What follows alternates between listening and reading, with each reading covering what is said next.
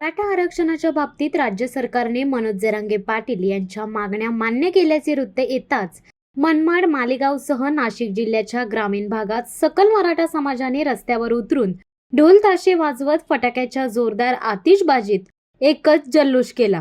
यावेळी एक मराठा लाख मराठा, छत्रपती शिवाजी महाराज की जय आदी घोषणाबाजी करण्यात आली। जल्लोषात महिला देखील मोठ्या संख्येने सहभागी झाल्या होत्या। जरांगे पाटील यांच्या लढ्याला यश आल्यामुळे सकल मराठा समाजात समाधान आणि आनंदाचे वातावरण निर्माण झाले आहे। शिवसत्ता टाइम्ससाठी अनिल धामणे, नांदगाव। दे धडक बेधडक वृत्त देणाऱ्या आपल्या शिवसत्ता टाइम्स न्यूज चॅनलला लाल बटन दाबून सबस्क्राईब करा आणि बेल आयकॉनला क्लिक करायला विसरू नका।